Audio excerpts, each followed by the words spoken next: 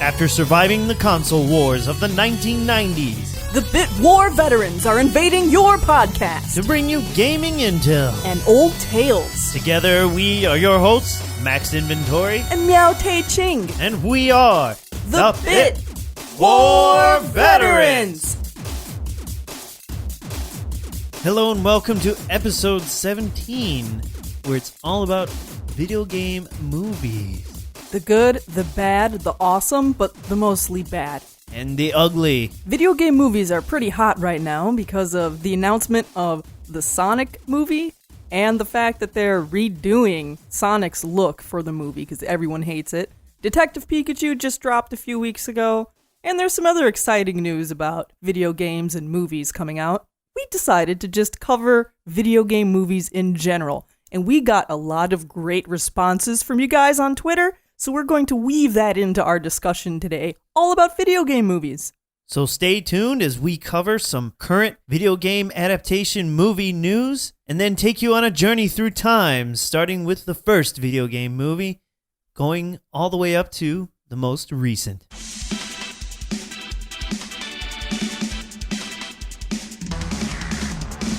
So the last time we talked about the Sonic movie on the Bit War Veterans podcast, the only thing we ever saw was a awful poster. There was no trailer released until just recently, where the entire internet seemed to kind of gasp and cringe in unison at the design of Sonic. Max Inventory, what was your first reaction to Sonic's design? When the trailer finally released, I had this wonderful grin on my face within the first few seconds. I actually didn't even watch it with sound, so initially I didn't even know it had Gangsta's Paradise song to it, which I still can't understand why that was chosen. I loved it. I was like, man, I already had bad feelings about this, and now after seeing this is actually going to be even worse than I thought it would. So when you say you loved it, it was more like you love to hate it kind of a love it, right? I loved it because it was so bad that the movie that I already knew was most likely going to be bad is now much worse and much easier to laugh at. And in that regard, I kind of wish they weren't changing it. That's exactly what I'm thinking is they came up with this design. You know, they probably had the director, the art director, maybe some of the concept designers, they had producers, they had a boardroom full of people, and they said, this is the design. And they all gave their explanations why it should be the design. And that's what they picked, and I feel like they made their bed and they should lie in it too. I don't think the Sonic in the Sonic movie should be redesigned because I want them to have a bad Sonic. That's what they picked. That's what they thought was the best. Now, have that be in the movie. Don't change it. But at the same time, good on the director for acknowledging the public outcry, the mistakes that were made, and probably making many furious phone calls to various people higher than him involved in this, and actually getting the green light to change it and delay it to make sure it comes out right. So now we were going to see it, November this year, and it's been pushed to February of 2020. Oh boy. Now, out of all of that, what many people found to be somewhat delightful and interesting was how Jim Carrey looks and is presented as Dr. Robotnik. I think he's going to have to Jim Carrey the movie on his shoulders because I don't think the movie's going to be that strong of a movie. And maybe we'll see a return of the wacky, funny Jim Carrey we all knew in the 90s, or it just might end up being really weird. I'm just not sure how it's going to land. Yeah, from what I saw in that trailer, I'm a little worried he's going to be a little too Grinch Jim Carrey, but we'll see. What's there could work. And quite honestly, I wish he was in a fat suit, because Dr. Robotnik has a funky body, and I think that would also make his physical humor a little more funny, as well as trying to stay a little more true. But there is that one scene where it looks like something explodes or whatever, something happens that makes him transform to where he has goggles and the wickety-wackety mustache, and in the background, there's like some weird fantastical background going on, so I don't even know if he's on Earth at that point. I'm afraid they're going to push some sort of really awkward alien plot on us because Sonic said, I'm here to save your planet. And I bet you they're going to have like the rings open up some sort of magical portal to a different world or dimension or something like that. It's going to involve aliens too much. But either way, I don't have high expectations for this movie. I don't. No. I don't. No, I never did. I mean, as we're going to see as this recurring theme through many of the video game movies adapted to film, I think one of the common threads is that games that have little to no actual depth in their plot and storyline are the ones that get adapted the most, possibly because they're the easiest. But then somehow some of them get overworked into where the movie doesn't resemble anything that the game had to offer. And then there's some games that do have plots and characters, and that stuff gets thrown out of the window for the movie. So I have no idea why the people who are adapting these games into movies are doing what they're doing, but they're doing it. They're doing it. And speaking of that, Sony Entertainment has decided to create a PlayStation Productions division, which is geared toward trying to bring their own video game IPs into television or movies. So are we going to see some Netflix series produced by Sony? There's a potential for some decent films to come out. I mean, a God of War film would be pretty cool, especially now that they've, expanded the plot so much with the latest God of War. It could be pretty cool. Uncharted is a good candidate. I mean, Uncharted would be like a good Indiana Jones type flick. It's simple enough to be fun and entertaining. I was also thinking along the lines of Spyro the Dragon being a good children's TV show. Like, that could probably get a lot of kids watching it. Maybe Crash Bandicoot could fit into a model like that, too. So video game movies and TV shows, whether you like it or not, there's going to be more. But if they want to start making more video game movies, they're going to have to make better video game movies because, unfortunately, there's been so many bad ones that anytime you say video game movie, people already expect it to be bad. It's that terrible that when you say video game movies, people are just like, yeah, it's probably not going to be good off the bat. Because hardly any of them are. It's true, but if they play the money right, they'll get a return on it because of pre-installed fan bases. There's a couple other promising video game films on the horizon. There's the Metal Gear Solid project being worked on by the director of Kong Skull Island, and he's apparently really interested in adapting Kojima's work into the film and being as true as he can to it. We'll see if that goes somewhere. Kojima should team up with Quentin Tarantino and do a movie. They do have similar styles. They do. That's why I think they would mesh together very well. A few years ago, the Beijing starlet movie and TV culture announced that they were going to make a Contra live-action movie and maybe TV show. That was supposed to come out last year, and it sure hasn't. It pretty much disappeared off the internet. I can't really find anything about it ever since those initial announcements in 2017. Yeah, we did a little segment about that on the podcast way back when, and really no other news has come out about that. Nintendo is working on either movies or more TV shows, but I think they're moving in that direction too. Well, the main thing we do know is that Mario film is in production, slated to release 2022, all 3D animated by their own studio. Illumination Entertainment, which was the company that's also responsible for the Despicable Me movies and the Minion movies.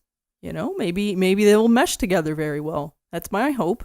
And Mr. Miyamoto is the producer, so as long as he's kind of overseeing things, then I have better hope for this than a lot of other video game projects. Hopefully, if that's successful, they can deliver us a well-done Zelda movie. Yeah, there's some rumors floating around that there's going to be a Nintendo Cinematic Universe. I don't know if that's entirely true, but that would be kind of cool, and it goes in line with what you're saying, that Hollywood needs to have a new shtick. You know, it used to be the young adult book movies, and then it was superhero movies, and now the next thing's going to be video game movies. Yeah, they stopped producing anything original, 20 years ago or so. Ha. And all we've been seeing is remakes and adaptations of pre-existing work. It's really frustrating. But when something like, in this case, where Nintendo itself is using another studio just to do the grunt work of animation and all that, they're more involved in the creation, we could potentially see far better results. We also have a new straight-to-video Doom Annihilation movie coming out, which was downvoted straight to hell, where the demons came from. Ha. The trailer looked so bad. Can't wait for that. That's probably going to be pretty laughable. Also on the horizon is Monster Hunter. Now, when you first see that and hear it, you might think, wow, that could be neat. Well, let me tell you, brace now for disappointment, because the person in charge of the Monster Hunter movie is none other than Paul W.S. Anderson, the man who destroyed another Capcom series, Resident Evil, with all his nonsense movies, and of course will be starring his wife, Mila Jovovich, and Ron Perlman. Well, Ron Perlman might be interesting, but who's he going to play? The monster? Yeah, I know, right? Who is he going to play? And that's already been rolling. You can look up and find some production photos and whatnot. You know, it looks like high-end cosplay. He has now jumped ship from one Capcom series to ruin another. While at the same time, Resident Evil is already set to be rebooted, with production beginning this year. Like the undead zombie it is. Too soon for that one? I don't know. I could say the first one was decent. There's a lot of mixed opinions about the Resident Evil movies. But it's set to be directed by Johannes Roberts. He looks like he's done basically some horror movies that I've never seen any one of them, and they're probably not that good. Like Roadkill, Storage 24, The Other Side of the Door, 47 Meters Down. Good luck. We've also got some Rainbow Six movies coming that'll be starring Michael B. Jordan. They're already planning 2 of them, Rainbow Six Siege. And Rainbow Seven? Haha. Of course, based on the Tom Clancy books. Yeah, those could be interesting. Action flicks, popcorn films. You know, I know of Tom Clancy and many of his other films that have been adapted, and they've generally made for good thrillers. You could make a decent movie from it, I think. From what I'm reading, they're basing it off the books, so that could be a little more meaty to dig into than just the game. Just the games. Okay, well, we'll keep our eye on that. That could be maybe decent. There's still rumors that there's going to be a Division movie made by the Deadpool 2 director that's supposed to have Jessica Chastain and Jake Gyllenhaal. I don't know. I haven't heard anything about it since then. The Jilly. Yeah. Allegedly some Call of Duty movies, Borderlands, Mass Effect, Gears of War. We've been talking about a Halo movie for like 15 years now. Nothing's happened. So these are all really big maybes and what ifs. Big maybes. Even Shinobi. Shinobi? Even Shinobi. By the Scott Pilgrim producer. Interesting. If you could believe that. But even Tetris, for God's sake. You know, I remember hearing about a Tetris movie. You know what I would think would be the most interesting thing for a Tetris movie? What? About how it was made and how the different companies fought for the rights for it and stuff. Oh, so more like a drama movie. Courtroom drama, yeah. business, espionage, you know. That would be cool. Give it a little Wolf on Wall Street spin. Those crazy Atari guys back in the day. Those crazy Russians, yeah. With the Russians and Nintendo. Because the story behind Tetris is very interesting. And if you could like properly adopt that into a drama series, oh my goodness, I would really like to watch that. I think it would be neat. Hollywood, are you listening to our podcast? No? All right. Well, let's continue. Yeah, instead they'll make some bullshit about aliens. See, I'm getting mad now. Because you already know it'll be something stupid like that.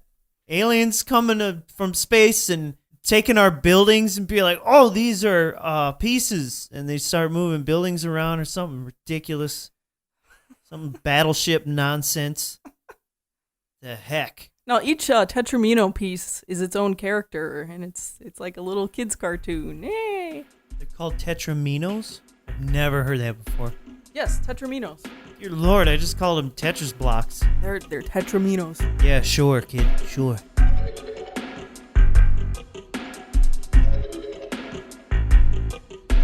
But that is enough. Enough about future disasters to come. Let's go back to where it all began. The beginning of Hollywood and video game movies.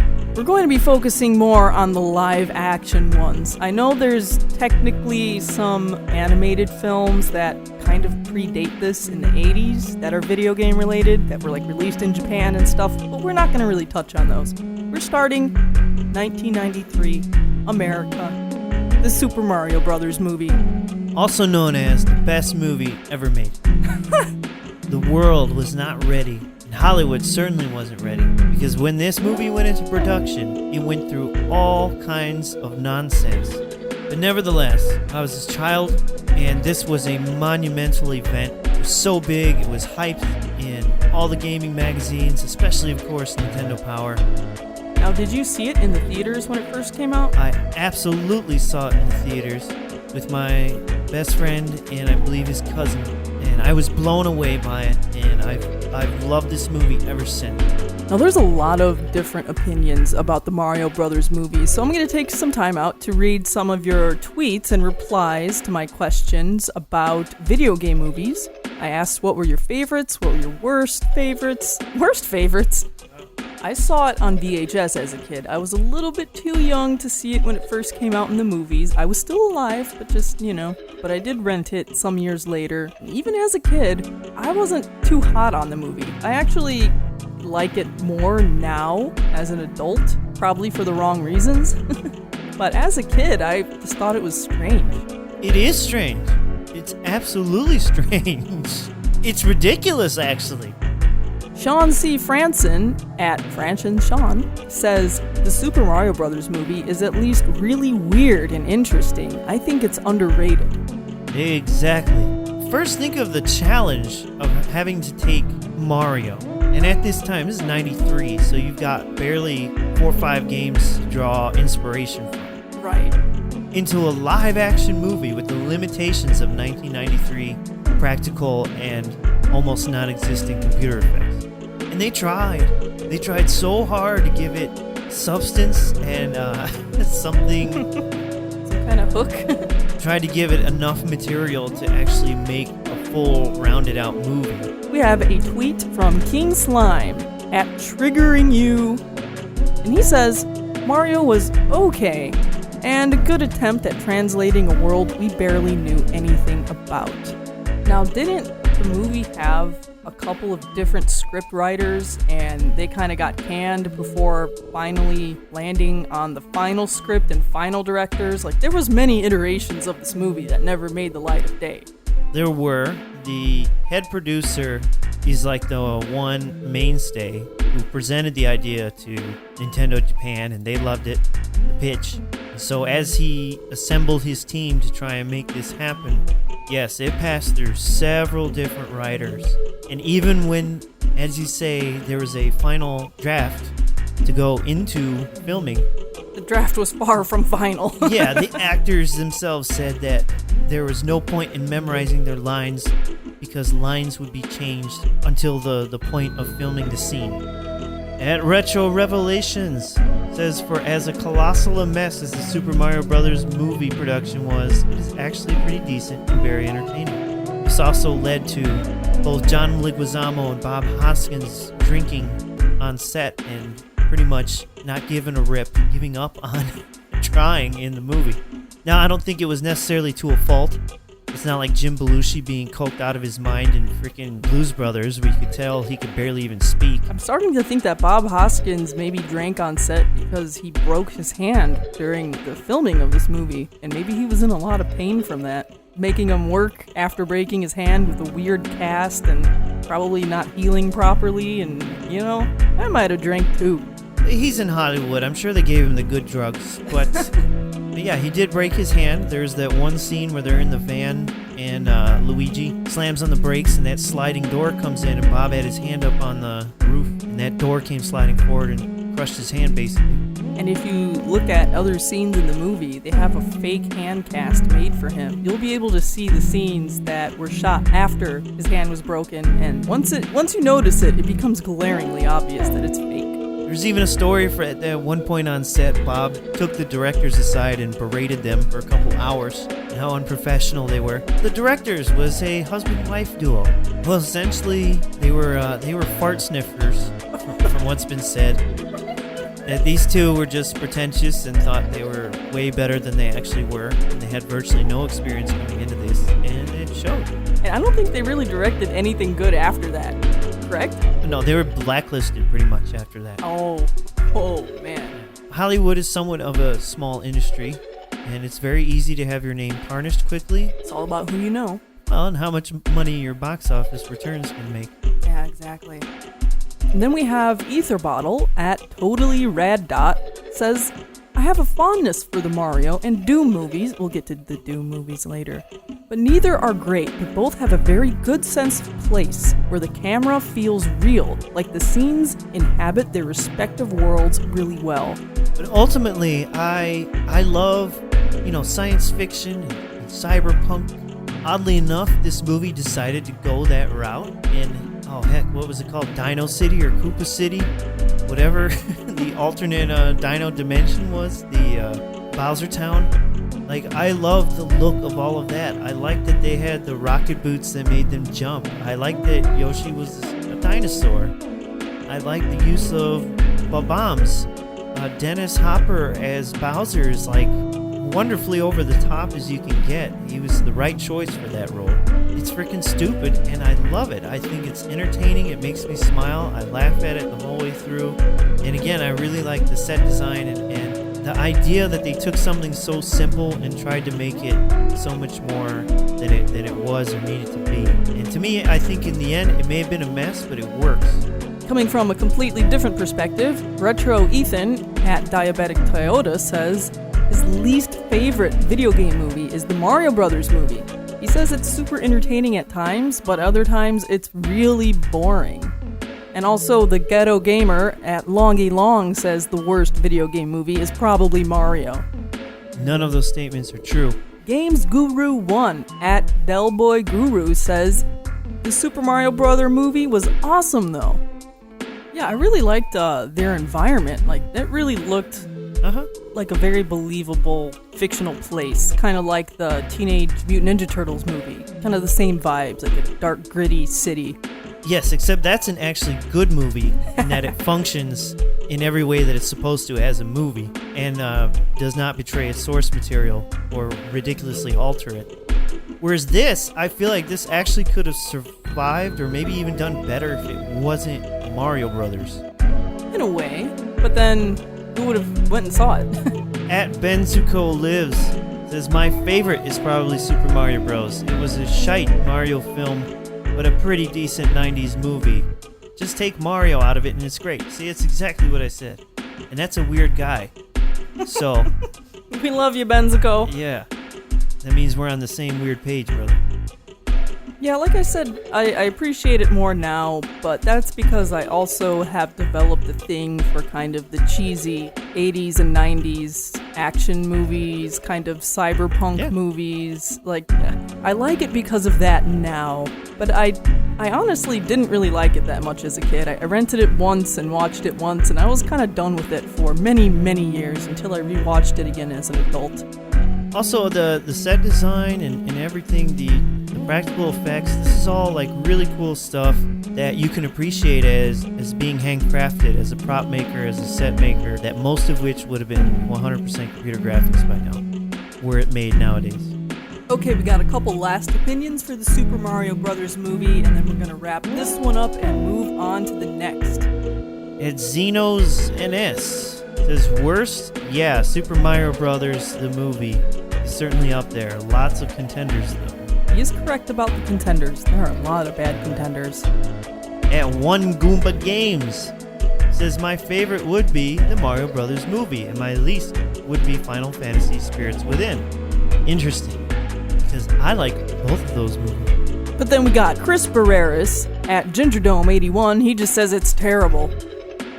And the thing about the Super Mario Brothers movie was, for being the very first, purely video game related movie, it made over $20 million worldwide when it came out.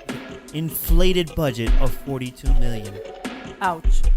But I bet you a lot of that budget was wasted on production designs and things that just kept getting scrapped. Just things blowing out of control and then getting shot down or changed last minute. But if you would like to know more, then what you want to do is go into your YouTube search bar and type Super Mario Bros. WTF happened to this movie. And you'll get a really well done 19-minute video by Joe Blow Videos. And he did a good breakdown of a lot of the behind-the-scenes dramas that went into making this. Now, following that wonderful, beautiful project known as Mario Brothers, we have a double dose of action in 1994 with Double Dragon and Street Fighter the movie. Now, recently I made you watch Double Dragon because you haven't seen it. Made me watch. I wanted to watch that. Who doesn't want to watch Double Dragon? It's got Andy Dick and Mark Dacascos and the guy who played T-1000. It's not a good movie, but it is a good movie if you like that 1990s early cheese.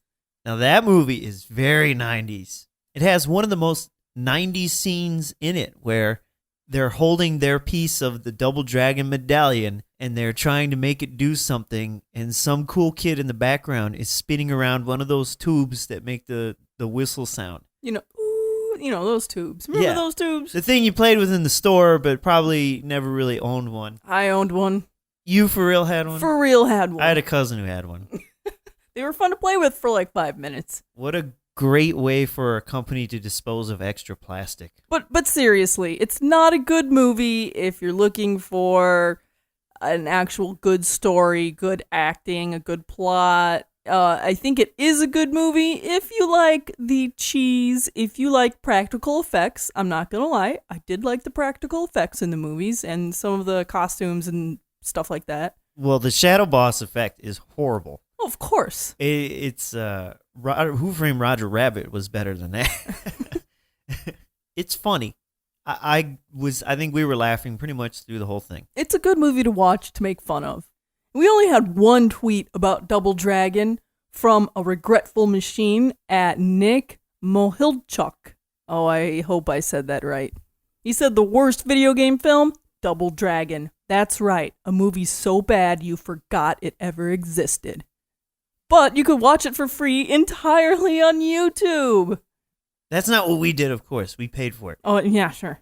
And similarly with Street Fighter, featuring Jean-Claude Van Damme.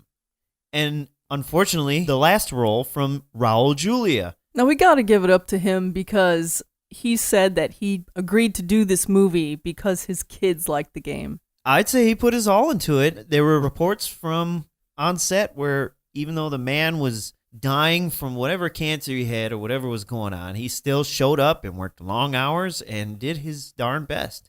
And you know what? I like this movie too. I think it's funny. I think it's funny how serious Van Damme took it. Part of that's probably the cocaine.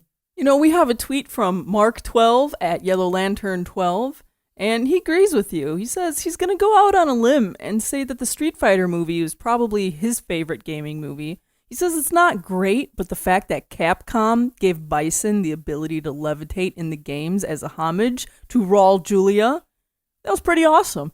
He did always have that kind of body torpedo move. But yeah, sure. And they tried to make the story a little more thicker and engaging. I thought it was interesting they focused on Guile, but that was probably because they really wanted it to center around Van Damme. Oh yeah, I mean, you gotta love the Van Dammery that goes on in this movie. It's been a while since I've seen it. I think it's funny. Yes. In many areas, whether it tries to be or not. Blanca was, wow, what a misfire on that one. Yeah.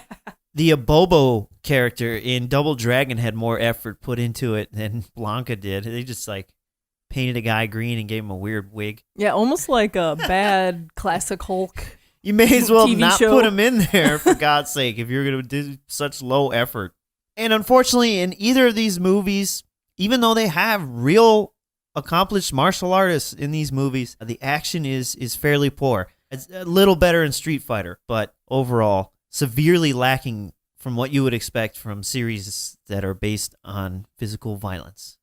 Well, it seems like a lot of the people who replied about Street Fighter kind of had a fondness in their hearts for this movie because it was cheesy, because it was goofy.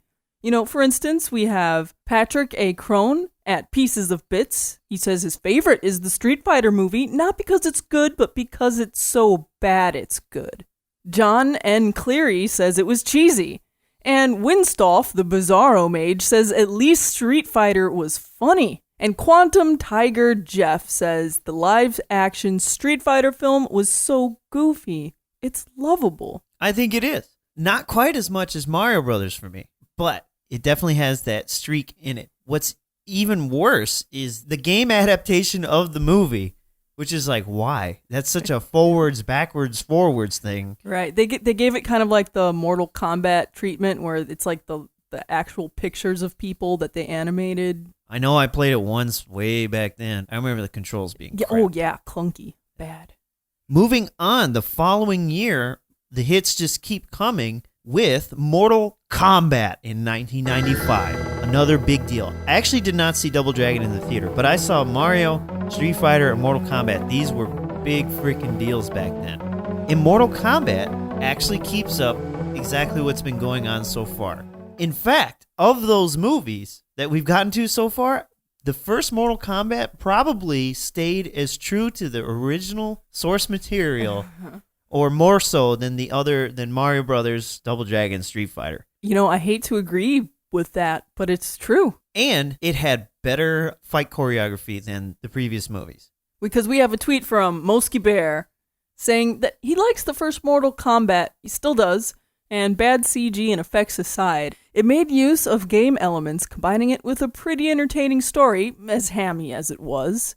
At least it actually had a tournament, unlike Street Fighter. Right? Another tweet from A Regretful Machine says, it's still a pretty good film adaptation if we're scoring it based on entertainment value and how faithful it was to the original material. And he brings up how much it made at the box office, which, believe it or not, it made over $122 million. Well deserved. Goro looked incredible. They couldn't use him too effectively, but he looked great. Shang Tsung sucking out souls, shape-shifting, it's all there. The guy who played Liu Kang, fantastic. I think for the most part, aside from Reptile, it operated as best as it could within its budget and limitations. They went too far with Reptile and literally making him a reptile. That was stupid. Yeah. But I don't think they overstepped too much at all. I thought it was an entertaining movie, and that's one I would still pop in this day, both to laugh at and enjoy. A lot of people have opinions like that. For instance, Jonas Fairfield at Trackdown says his favorite is still Mortal Kombat, although not a great movie. You could tell it was largely made by fans, and it was largely satisfactory for the time. And the man who played Shang Tsung also plays Shang Tsung in Mortal Kombat 11. What a cool throwback. Oh, I didn't know that. That is pretty cool. And here's another little interesting factoid brought up by Blue Ninja number 2. He says, Paul W.S. Anderson's career. The dude made Mortal Kombat and Resident Evil film franchises. Both had components adopted into the games, and he also made Event Horizon, which inspired Dead Space. It's so weird because I really enjoy Event Horizon. I like that movie a lot. Oh, yeah. I like Mortal Kombat. But pretty soon, we're going to get to Resident Evil. Oh, we'll get there. We'll go there. But wait, we can't forget about the movie made 2 years later, Mortal Kombat Annihilation. There was a little drought in live-action video game adapted movies, probably because these first 4 weren't so well received, nor were they bringing in the money that Hollywood probably hoped they would. And then in 1997, we get Mortal Kombat Annihilation. I've never seen that one, I have to be honest with you. It's so bad. About half of it can be laughed at, but the rest of it is like so... It's almost just sad. It's sad. We have one tweet from Chris Barreras at Gingerdome81, and he said that it was terrible. It was absolutely terrible.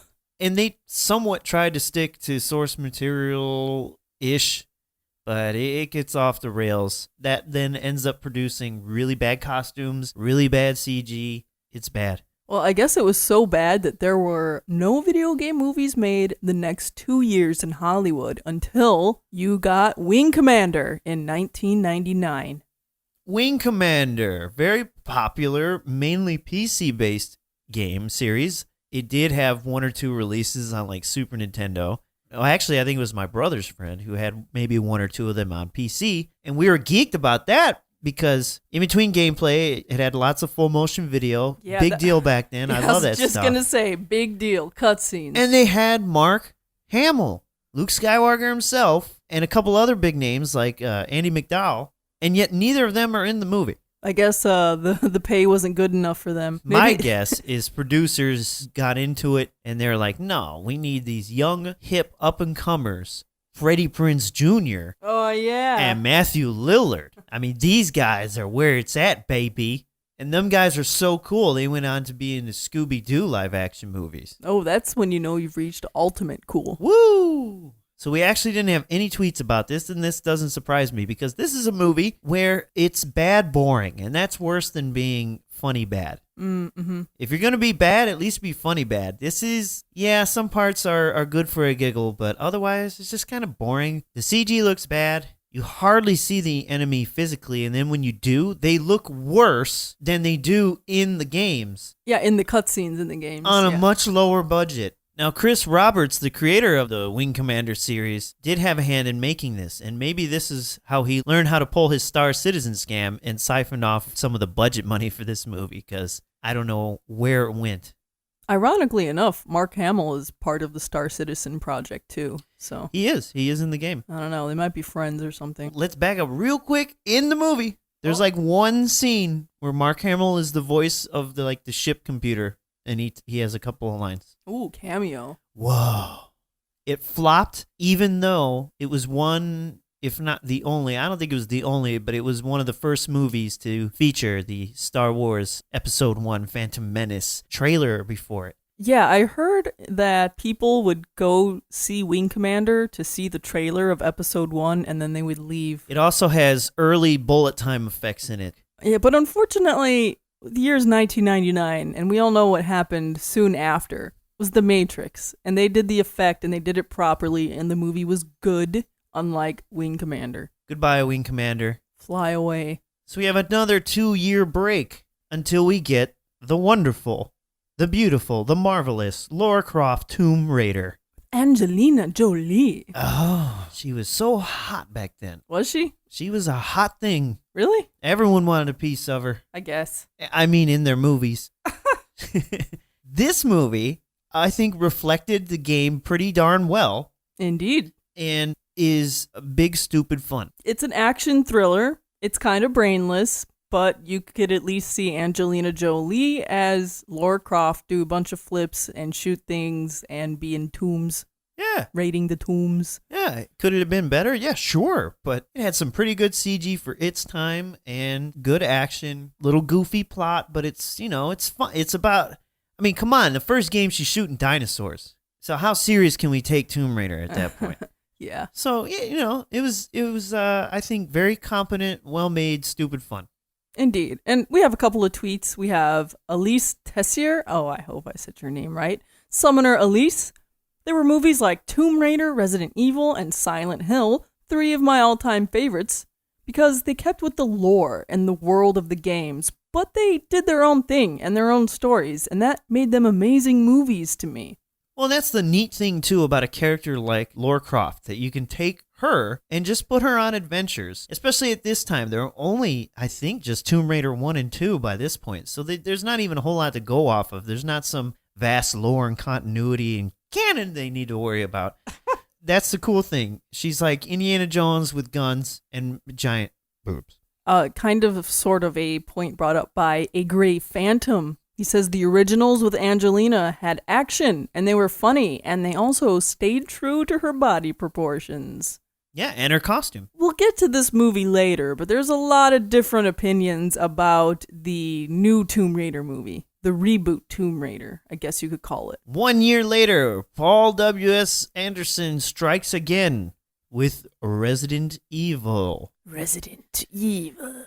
Starring his wife and having virtually nothing to do with the games. There were zombies. There was a mansion. There were guns. There was Wesker. I think there were dogs at one point. There were Cerberus dogs, yes. Yeah. There was even liquor in the first one, I believe. That was when I think in some scenes it's a practical liquor or parts of it, and then other scenes it's CG ugly. Yeah, I remember seeing it, and it was like, okay. Just okay to me. Yes. I just wish they would have had like more zombies and kind of stuck with the game plot a bit more, because, oh man. All I wanted was a movie about Chris and Jill and Bravo team stars going through the dang mansion.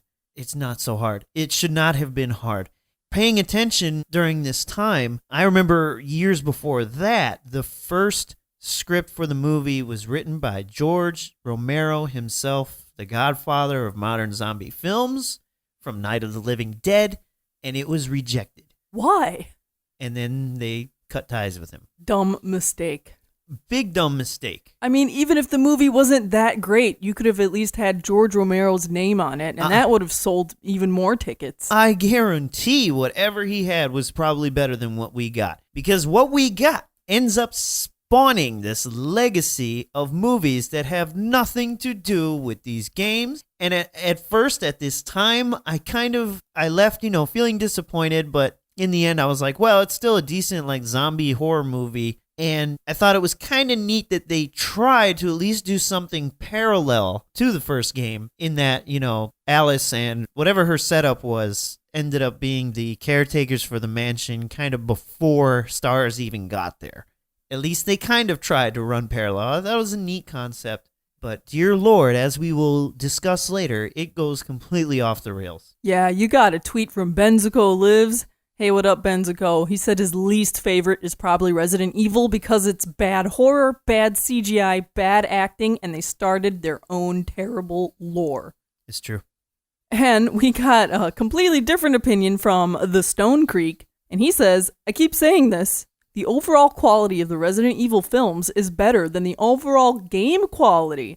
It's a continuing story years before the MCU, has memorable characters, and is strong enough to be fun even if you don't know the games. We'll see about that as we go along here. We have Pieces of Bits. He says his least favorite is the entire Resident Evil movie series. He's perplexed as to how the films keep getting made. Quantum Tiger AI says he was most disappointed by Resident Evil films, but looking back, they aren't really that terrible. And then we have Retro Kevo Harbin, really loves the Resident Evil series. He says it's genuinely a good time. So everyone's opinion on these movies are all over the place. I think in the end, it's like, how serious do you want to take a video game movie? There are definitely, I think, enough redeeming qualities about the first movie. But some of its sequels are definitely... Oh, the sequels are weak. All over the place. We'll get there. Very soon. Because after that was Lara Croft Tomb Raider, The Cradle of Life, in 2003. Now, they kind of lost the magic from the first one. I don't even remember this movie. So even though the first Tomb Raider had a pretty decent return on investment, the second one had a smaller budget and barely made its money back. And I just don't know what happened. I saw it probably once as a rental or on cable. Never saw it again. Couldn't tell you anything about it other than I remember probably being bored. I don't even remember this movie being made. It was probably so bad and boring. It was just not on my radar whatsoever. And none of the Twitter folks said anything about this movie. Completely forgettable. Moving on, later in the same year, we begin the reign of Uwe Boll. Oh, no. German film director who seems to hate video games and yet somehow gets his grubby little licenses and runs weird boondoggles where he films these movies in foreign countries and uses tax write-off advantages to probably make money and pay himself and the weird cast of actors that keep working with him. There's probably some weird German money laundering that goes on, because this is all grants from the German government, basically. He is using Nazi gold.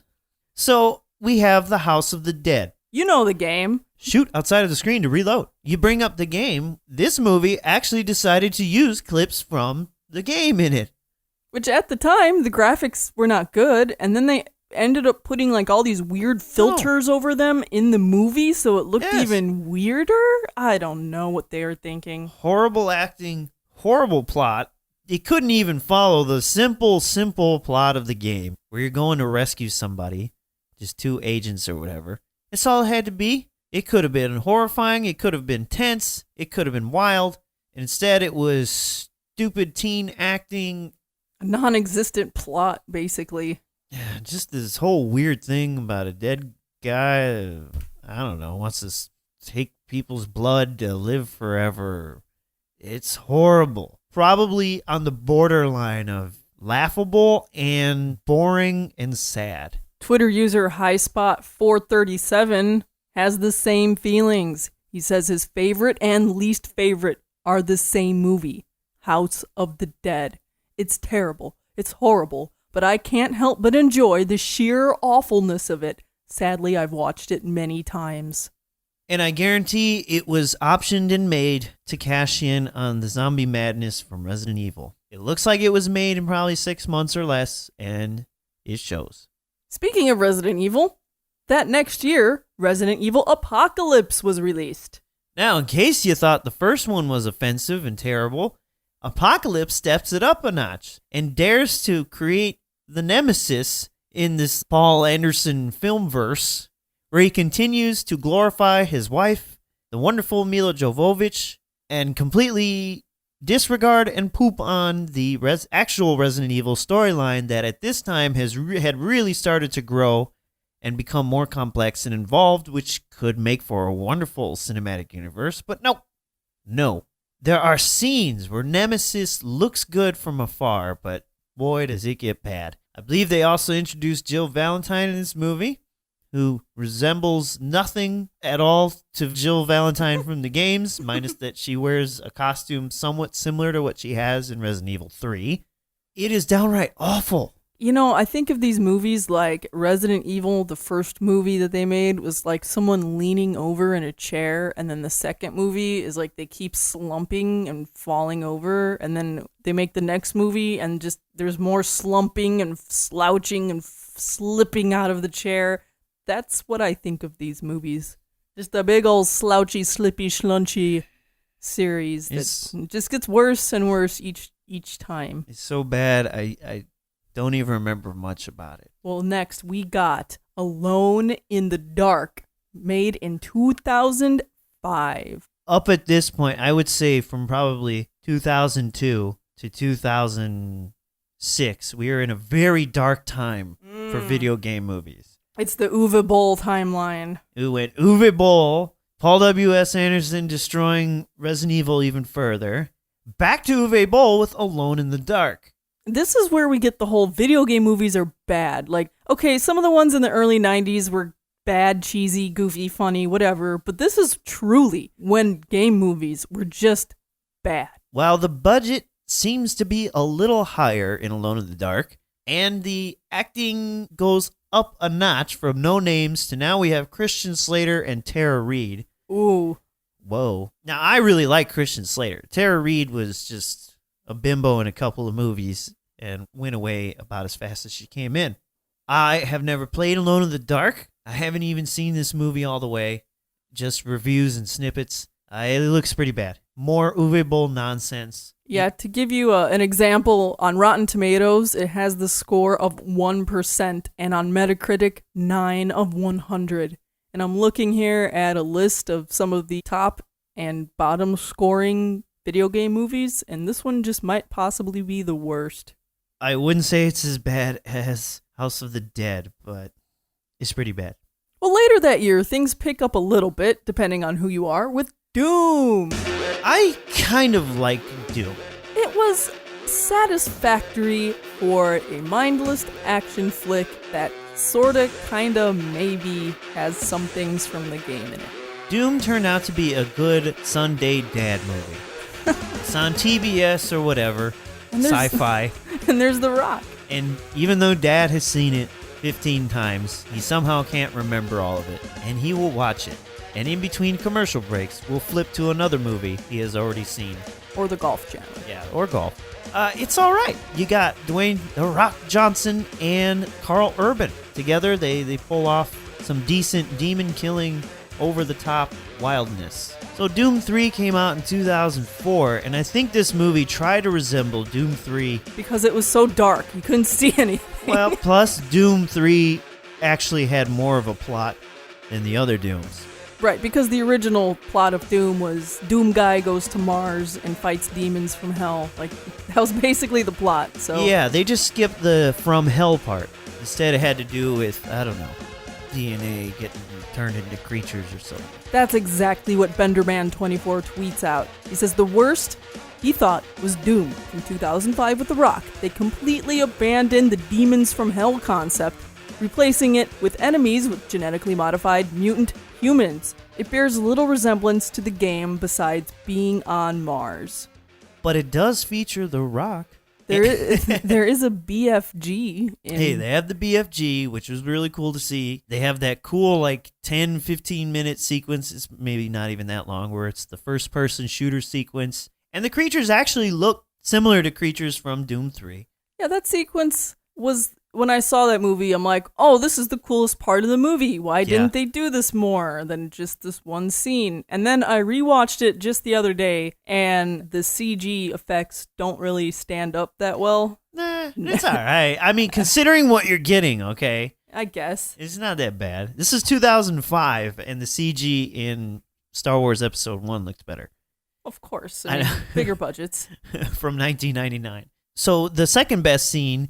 Spoiler alert, is when The Rock himself turns into a demon and fights Carl Urban and he has to beat him. And then other than that, this movie is walking through corridors and not much happening. Right. We got a tweet from Jonas Fairfield at Trackdown, and he says Doom is his least favorite video game movie. Way too plotting and timid for a movie about Doom. And King Slime, triggering you, says Doom was passable. Yeah. Passable, not really Doom. Because you know what? If they called it something else, it probably would have performed even worse. If they spelled it backwards, it would be Mood. That might have worked better. So Uwe Boll goes at it again in 2006 with his release of BloodRayne, based on the wonderful video games BloodRayne, the half-vampire girl. But the movie has basically nothing to do with the video game other than there's rain and it's medieval and there's some fighting going on. Like, literally has nothing to do with the game. Mads Mikkelsen, Ben Kingsley.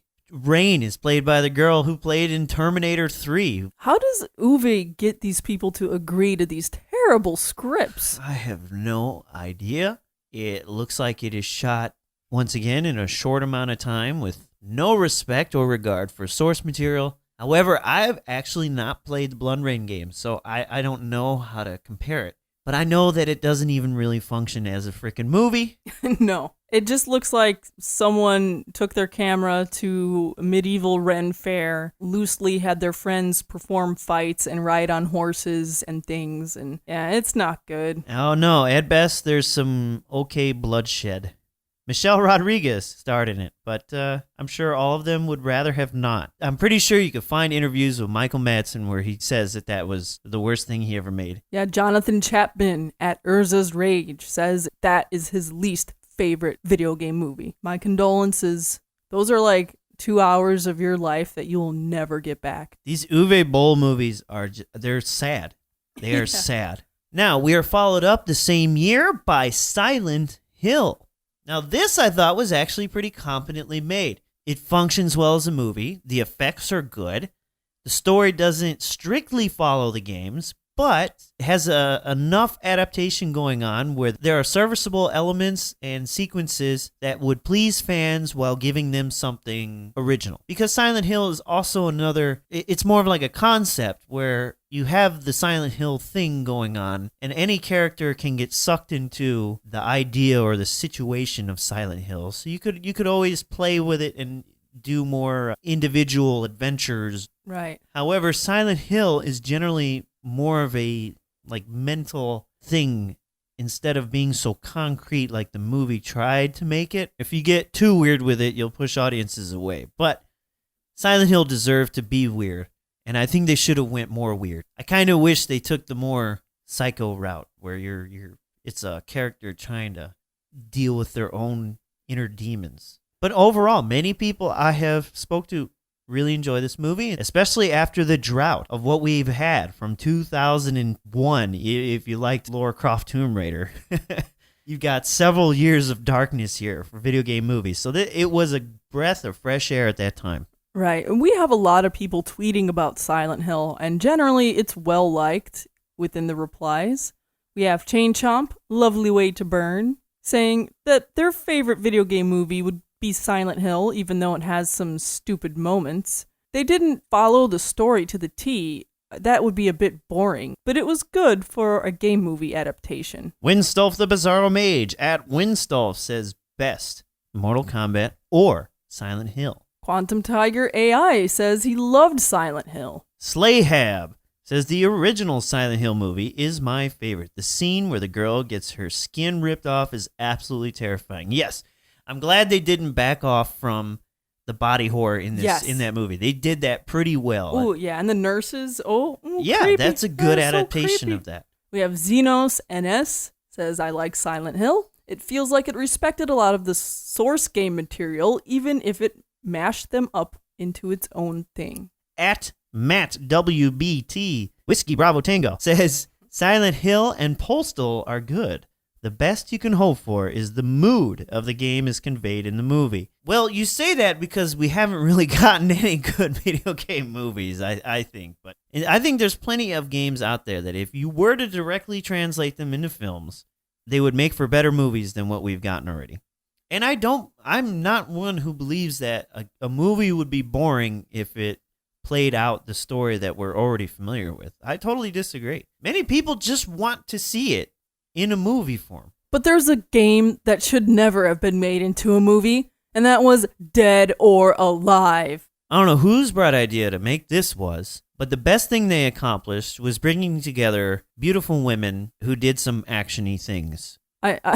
That's the best thing they could. It had some decent wire work too. I'll give it that. It has more of the because we are now into 2006, so all of the Matrix movies have come out, I think, by this point, and Crouching Tiger, Hidden Dragon, and a couple other flicks from that time where wire work and like fantastical martial arts, jumping 30 feet in the air really slowly like you're a feather, had gained popularity. And this movie has some decent wire work and cool fights of that nature if you like that style. I mean, the style of the movie is basically approaching borderline softcore pornography. At some points, I mean, but then why do you play Dead or Alive games? Because they are fantastic fighting game mechanics or because they have jiggly booby physics? Maybe both. But either way, you don't play it to hear about a plot about nanomachines and a guy who wants to steal with the machines the essence or the style of the fighters, so you could then put him into sunglasses and wear sunglasses so he could be the best fighter until he gets his sunglasses knocked off. It's stupid. No, you just want to see girls in bikinis fight each other. That's what you want. It probably would have been better if that's all it was. Mm-hmm. And we got a tweet from Justin, JMO83. He liked the Dead or Alive movie. And I have to ask you, why and what did you exactly like about it? It's probably Jamie Presley. She's not really in things anymore. Nah, she ain't. Yeah. There's a couple other hotties in there. The next movie is another Uwe Boll movie, but people say that this quite possibly might be his best video game movie. That says a lot. Postal, released in 2007. This is another one where I've never played the game. It's said that the creator, however, had a hand in making the movie, and there is even this awkward scene where he even gets into like a fist fight with Uwe Boll about how he's ruining video game movies or something like that. Like completely tongue-in-cheek. The whole movie is a cheeky comedy. There's a lot of goofy elements, and it stars the grown-up bully kid from The Christmas Story. Zach Ward, which I believe he was in one or two of the Resident Evil movies. A very small role, but he was in them. So yeah, he played Nikolai or whatever. Nikolai the random guy in Resident Evil Apocalypse. Woohoo. But I've seen a couple clips from Postal. It actually does kind of look funny. I would sit down and watch it. I would give that one a shot. Of all of Uwe Boll's movie, I would check out Postal. Also in the same year, we got Resident Evil Extinction. And by this time, I think those movies should have been extinct. No, in fact, they won't die. Now, with Extinction, it realized it was its own darn thing, and it kind of went more that direction. And they tried to do a little bit of a Mad Max thing with a caravan across the desert. I thought it was pretty weak, and it didn't offer any laughs. It's just kind of there. I know I saw this movie, but I literally cannot remember a thing from it. I just remember the beginning when they're all in the desert, and I don't know, they drive a bus. I'm serious. They drive a bus. They drive a bus. And they try to go to Alaska, so most of it is all sand and brown and whatever, and then by the end, it's all white in the snow. Where Alice tries to take the fight to Umbrella. That fall, Another video game movie came out, which was Hitman. Also known as Skip Man. Yeah. I don't think anybody saw this. I saw it on at home, and I don't remember anything about it other than, wow, at least he looked like Hitman. Gunplay was, but everything about this was just kind of boring and forgettable. Now, it's funny you say no one saw it because it grossed $99 million at the box office. The budget was $24 million, so Hitman actually did pretty well. I'd say that's a good return. We have Winstolf, the Bizarro Mage, said he thinks the worst video game movie might be Hitman. But then Urzer's Rage says he didn't necessarily hate Hitman. And Winstolf replied with, he usually thinks that Oliphant is a decent actor, but it just didn't do anything at all to make him smile. Did it follow the source material? I don't know. I played like 2 Hitmans, and that was just like in passing at friend's house. So, I was interested in the movie because I like good gunplay and action movies, but I don't remember a darn thing about it other than the guy looks like Hitman. Moving on, Uwe Boll is on a Uwe roll, and he made, quite possibly, one of his most laughable titles yet, In the Name of the King, a dungeon siege tale in 2008, featuring Jason Statham. Once again, how do they get these names to agree to these games that Uwe Boovie plays? Uwe Boovie. Uwe Boovie. I don't think I've ever played a dungeon siege game, and this movie certainly isn't going to make me start. No. I'd actually never heard of this movie before, so I had to look it up, and from what it seems like, there's just a bunch of people riding on horses, and the plot is kind of like meandering, just like those people on the horses. Extremely padded out, nonsensical, in a not even funny, just sad way. Horrible props and costuming, and I highly doubt it has anything to do with its source material. You could have just called it generic medieval movie. It seems like a made-for-TV movie. We had one person that tweeted about it, Sean C. Franson, and he says, it's the worst. It's long, boring, and bloated. And I think that's all we really need to know about this movie, other than it exists, and why. And it was made by Uwe Boll, so stay away from it. But the man didn't stop there. Somehow he found the time to release 2 movies that year. Far Cry. Did you know Far Cry was made into a movie? Probably not. Not really. Because it's terrible.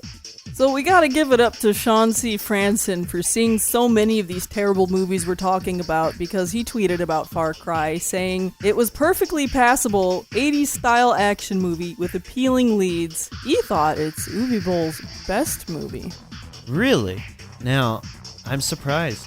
The best thing in this was, unfortunately, the main actor, who's I believe a German actor. One of the biggest things he did was being Sergeant Hugo Stiglitz in Inglourious Bastards. And the main thing that I remember him for was the character Mark in SLC Punk from 1998.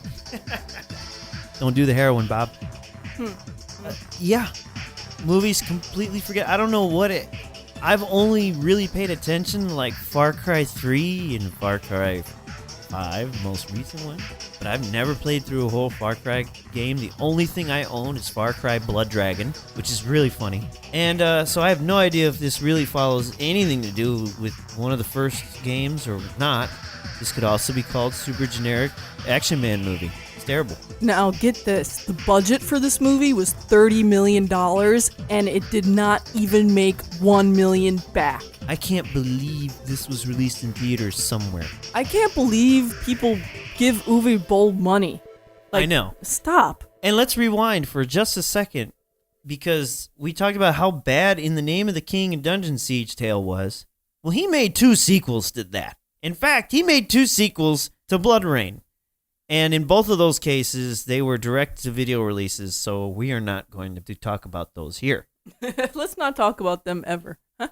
So 2008, also an exciting year, because we got that crap, but we also got Max Payne. This was supposed to be a big deal with Mark Wahlberg. At the time, that Sin City aesthetic was really huge, and it kind of used some of that. And this is the first time we see a Rockstar game properties being turned into a movie. True.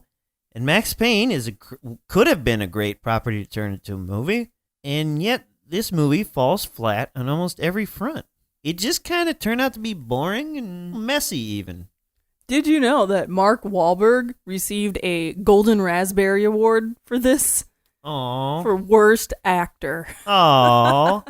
I guess they didn't see Far Cry or In the Name of the King. You know, negative reviews aside, it made money at the box office, and I guess that's the bottom line. Max Payne could be another decent Sunday dad movie. At the very least, it has a very professional and stylized look to it. I will give you that. So forgettable, none of our Twitter folk even brought it up. 2009 brought us another piece of hilariocrity. Street Fighter, The Legend of Chun-Li and her thighs. Almost 15 years after the original, someone decided we need to reignite the Street Fighter series, and let's make a story about Chun-Li. No one asked for it. No. I mean, honestly, one of the fight scenes in the Jackie Chan movie City Hunter, where he dresses up as Chun-Li, is probably better. It is. Because it's funny and entertaining. This is a 100% skip. It's bad, it's stupid, it's boring, it's forgettable, it's nothing. Matt WBT said the worst video game movie might be between Double Dragon and Street Fighter: The Legend of Chun-Li. And I'll say at least Double Dragon has cheesy, redeeming qualities, but Street Fighter Chun-Li, nah. Double Dragon also was self-aware enough to not take itself too seriously. Yeah.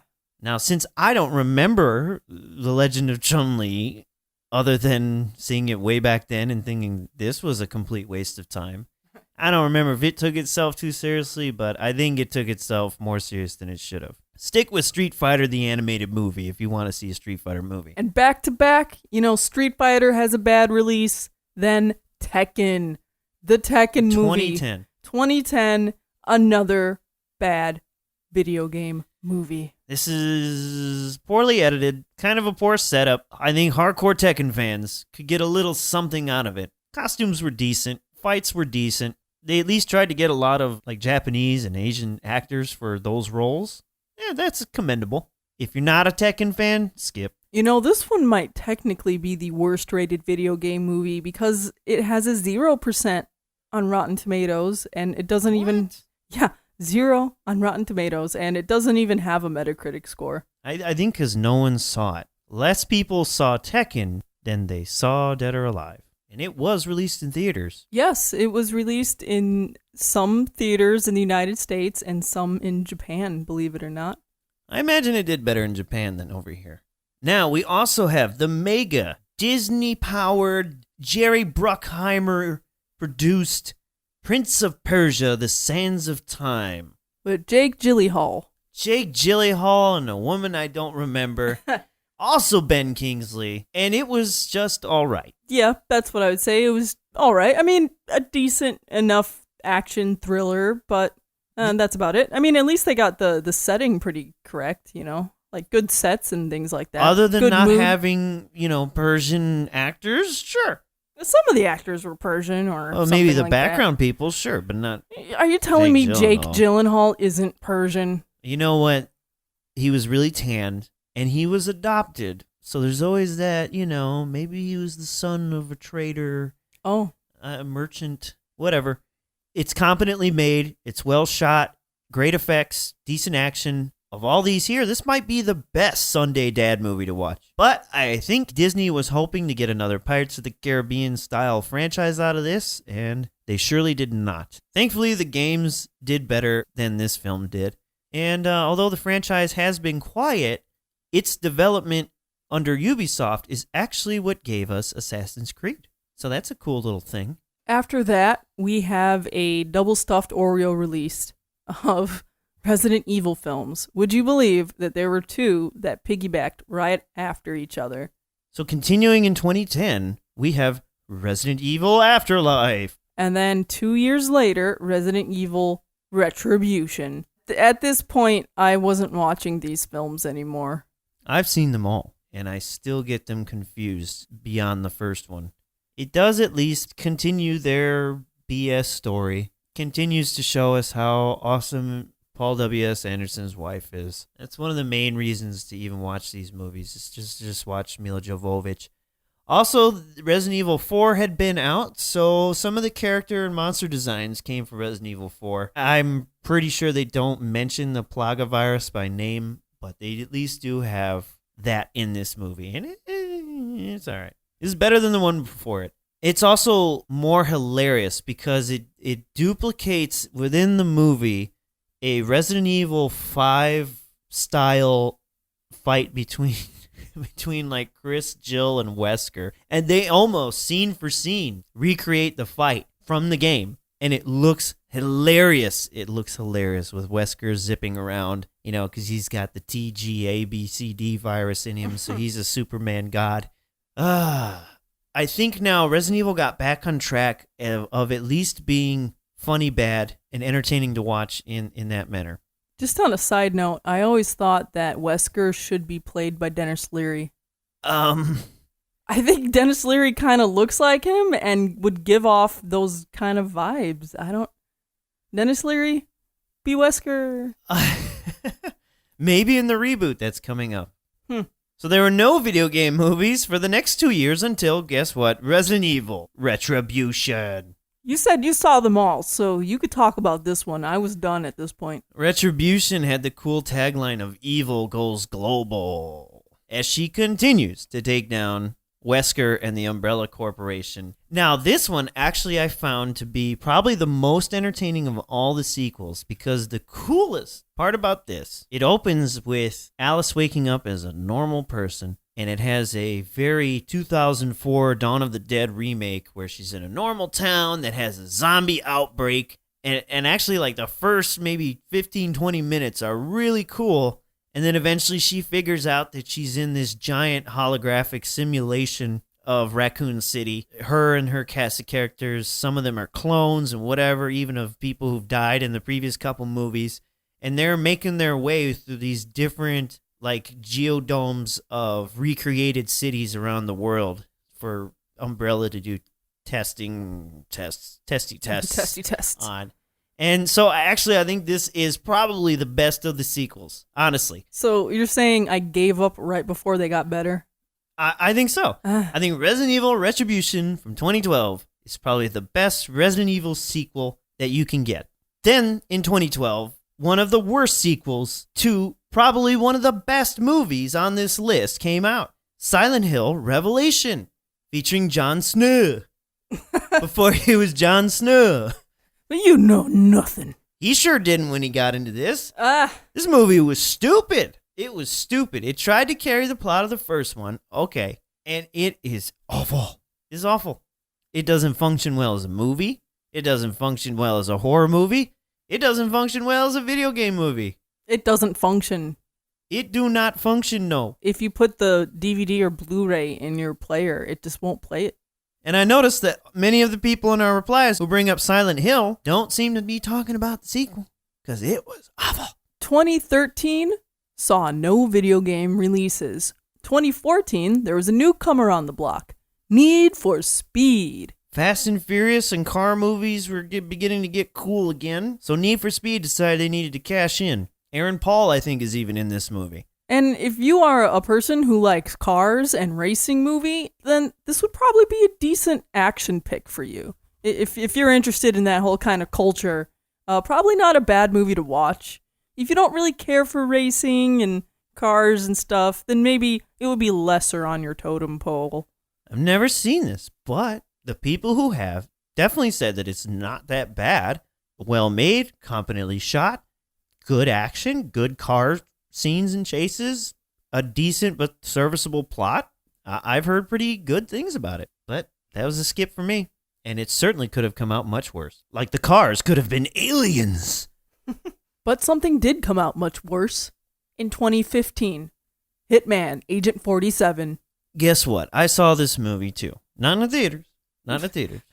Not legitimately, but I did see it. And you want to know what I thought about it? Wait, tell me what you thought about it. Nothing. I don't remember this movie at all whatsoever. I think it was worse than the first one. I'd say so. I'm looking at some of the review scores, and they're not good, and it made less money. That's a skip. 7 years after the first one. That's a little too long for a sequel. Yeah. But there is a very well-produced CG movie that came out the next year, which I was pretty excited about. That was the Warcraft movie. Warcraft! Not World of Warcraft. Warcraft! Warcraft. I stopped playing Warcraft, but I will always have a place in my heart for not just the real-time strategy game, but also the MMO. And I was really hyped for this. I thought it looked incredible. Yeah, we went to the theater and saw it together. Yes, we did. We were a thing by that time. And I enjoyed it. I did too. And I could see two major flaws. All right, three major flaws with this movie. Okay, let's see if your flaws are similar to my flaws I'm thinking of. Number one, it just wasn't accessible enough for people who weren't already fans. I agree. You needed to come into that movie knowing the lore or be willing to watch it 2 or 3 times to get the lore. Which I could believe that it would be for fans of fantasy properties who weren't into the game. Because same thing with me and like the Lord of the Rings films and Game of Thrones. Yeah, as a kid I read The Hobbit, but I didn't really read Tolkien's books till like later. You know, Game of Thrones. Had to watch them several times in order to get names and places and things down to fully grasp the beauty that these each have to offer. I think if a non-video game fan, but fantasy fan, would have done it. Yeah, I completely agree with you. Like, Warcraft is a good enough movie where if you're not familiar with it, you could watch it and be interested and then watch it again to really get everything down. Next, I would say, is it was evident in watching it. The movie had something like a half an hour or more chopped out of it. And you can tell there are harsh edits and points where the pacing and storytelling are off, and I severely wish that there was a Blu-ray version, and maybe there is, I just don't know, but that had those deleted scenes. Yeah, like a director's cut. I think it would have flowed a lot better and been a better movie. That was going to be my big gripe about the movie, is that it was edited very, I thought, strange. It felt very rushed in parts. That kind of like lends into our first point of you need to know the lore before you get into the movie. Because they probably cut a lot of like plot and backstory out, I'm guessing. And they called it Warcraft the beginning. They definitely wanted to make more. You had some really good actors like Travis Fimmel, Clancy Brown as Rand Blackhand, Daniel Wu as Gul'dan. Then when there was Ruth Negga and Dominic Cooper, some of the other actors didn't do so well. And to me, didn't sell the feel of what was going on. Like, there are people who played fully CGI'd orc characters, I think, who acted better than some of the human people, like Ben Foster as Medivh. That guy did not sell it for me at all. And I don't even remember by now who was the young up-and-coming mage, Khadgar or whatever. But at least he casted a sheep spell. Strange, though, that I thought all the orcs were fantastic. While I do wish it could have been somehow figured out in a Lord of the Rings / Ninja Turtles kind of way, that you could have maybe physically done the orcs, but then after seeing how well they did with it, and you realize like the size difference, that was something I really liked too. The scale of an orc versus a human, like, it's pretty intimidating. It's awesome. And I think they actually overall did a decent job of telling both sides' point of view. It was set up for sequels that never happened, and although it did not make that much money here in America, it made a crap ton elsewhere. Let's put it this way. The movie was budgeted around $160 million. In the U.S., it only made roughly $47 million. Ouch. However, in the world, mainly China, it made $433 million. And we have tweets from John N. Cleary. Says it's one of his favorites. Once again, I think this is one of the most competent video game movies I've ever seen. You know, following the plot of the game, the characters, the look, the style. They hit the nail on the head. It's just edited kind of weird, and you kind of have to know about this game before you see the movie. But not necessarily. Not necessarily. But is that bad to go see a video game movie and you kind of have to know about the video game in order to get the movie? I think they took a little bit of a risk with that one. I think they did too. They went out on a limb, and what a huge undertaking with the amount of lore and fantastical elements in Warcraft series. They did one of the best in trying to stay true to it, adapt it, fantastic set pieces, fantastic props, fantastic computer graphics. I thought it was done so well. I did not mind that this whole thing was basically CG. Well, later that year, there was another video game movie, another big one, Assassin's Creed. With the wonderful, beautiful, I might have a man crush, Michael Fassbender. Ooh. And the movie fell flat. They completely jumped the shark with this one. Which is so strange, considering Assassin's Creed has so much plot and history to draw from. Spoiler alert, I've never really even played an Assassin's Creed game. But I know of them. I've seen other people play them. And why on earth did they decide to make barely half the movie set in like the first game setting, with the other half of the movie being like the reveal that comes like 5 games later or whatever, that your character's in a simulation playing out genetic memories of his past and all this complicated stuff. It's like, what are you doing? In fact, it's ridiculous. Michael Fassbender is tied up in the world's greatest VR contraption where his body's flipping around tied to this machine thing. As in his mind, he's basically playing Assassin's Creed the game. It's stupid, and it intercuts back and forth. You know, there's parts where he like jumps off a building and almost hits the ground or something, and it flashes back and forth between his body jumping around this machine in a black room. Completely overcomplicated and stupid. Instead, you could have had a great thriller, action, adventure, espionage, intrigue. Why on earth did you? And it came out, I thought, horrible. Mainly because it was boring, poorly edited, convoluted nonsense story, and a big waste of money. Now, John Nicleary at J. Nicleary says, one of my favorites. I don't know.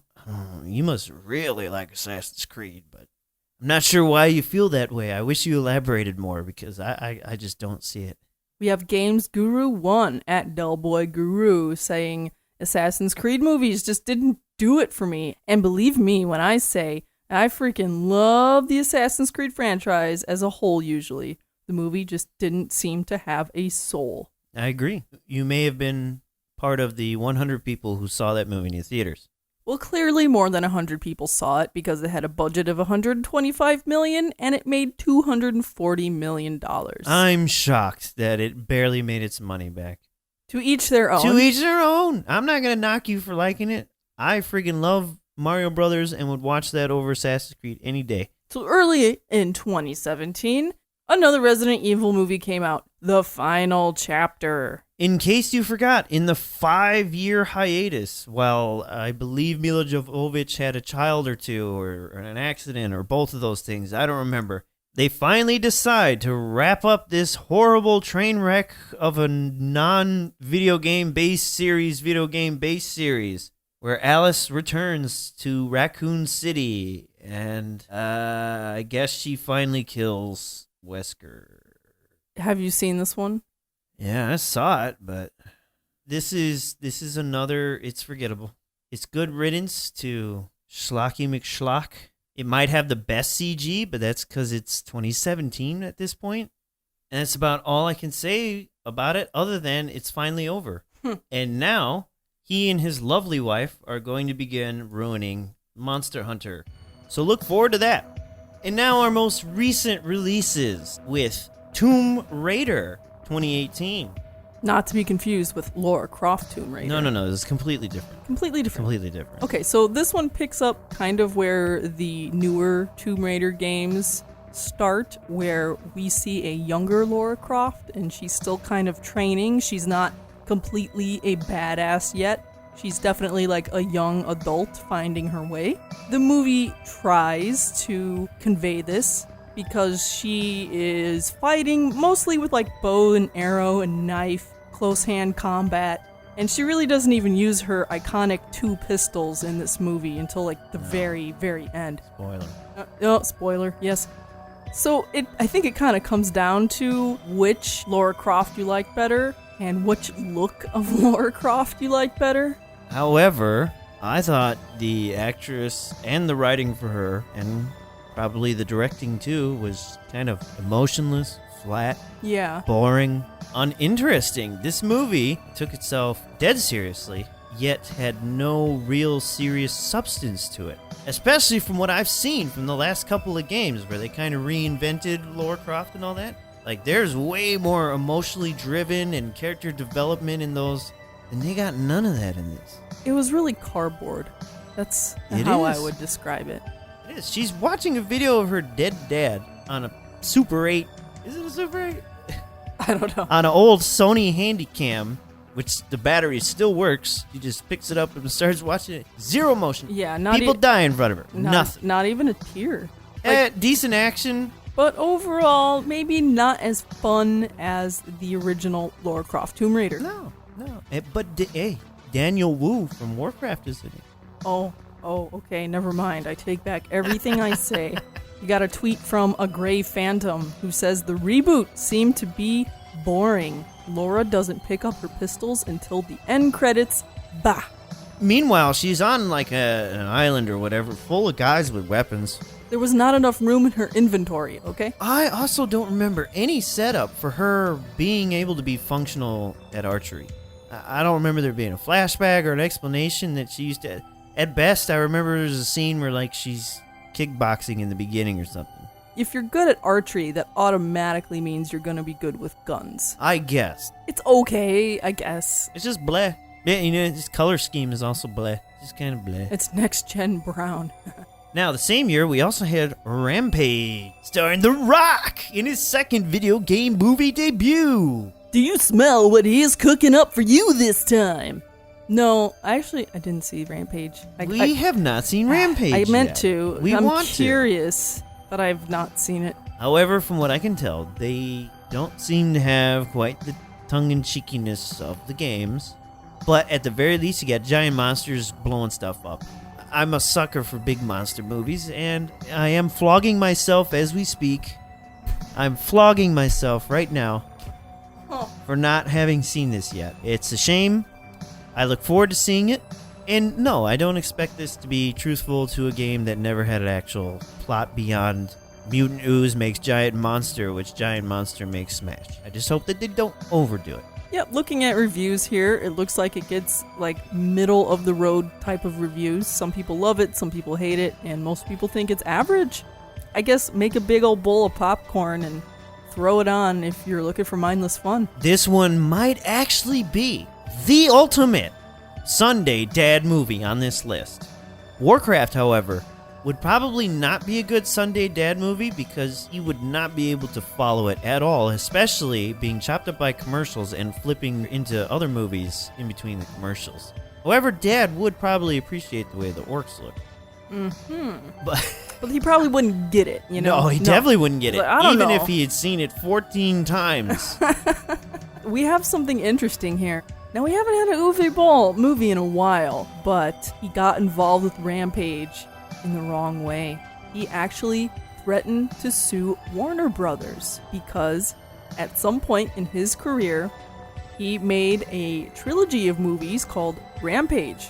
Not video game movies. Not video game movies. They're like stupid, I don't know, SWAT movies or something. He claimed that the Warner Brothers film would shrink his brand identity and his revenues, and that people would be confused. Okay, that lawsuit went absolutely nowhere, and that's absolutely ridiculous. Uwe Boll tries to swindle money once again for his terrible films. He's a money swindler. I don't remember who it was, but he challenged some critic of his to like a boxing match or something. Yeah. Let me tell you, give me 6 months to train up. I'll get in there with you. I'll get in there with you and punish you for all the horrible movies you've made. But we are going to end this on a high note because the most recent video game movie to be released was Pokemon Detective Pikachu. A movie that kind of did its own thing, very loosely based on the vast history and lore of Pokemon and that one game called Detective Pikachu. I was thoroughly pleased by this movie.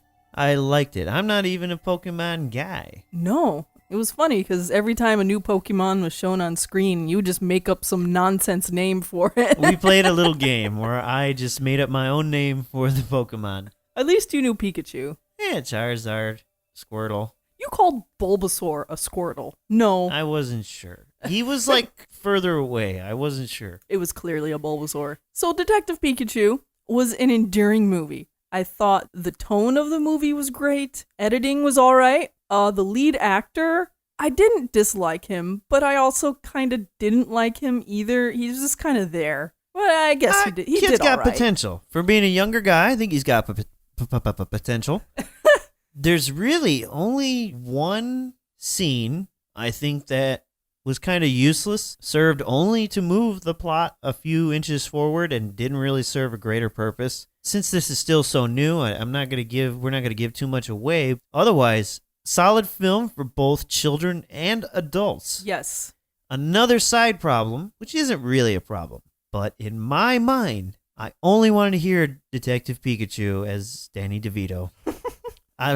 Now, for the people who've seen the movie, just imagine how that would have been if Danny DeVito was Pikachu. A little bit awkward, but I think Ryan Reynolds did a pretty good job at, voicing Pikachu. I think there was a little bit of an issue of him being too Ryan Reynolds-y. Not too much. It's but there are like hints of it, and it's kind of like, that's why I'm afraid of Jim Carrey being too Jim Carrey for Dr. Robotnik in the Sonic movie, but it was reined in enough. Yeah. I thought Pikachu maybe could have been a little bit more of a separate character than Ryan Reynolds' voice, if you get what I'm saying, but overall, it was entertaining and good for kids, even good for adults. They had a couple little adult jokes that would have passed over kids' heads. They did, and you'll see the plot coming from a mile away, but kids will be surprised by it. I like how they included some original Pokemon lore in the movie, with Mewtwo being a lab experiment and having these crazy psychic powers.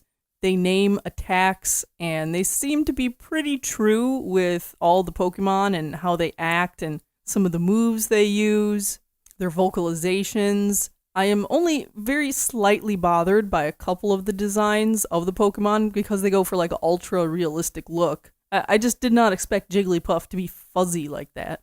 Ugh.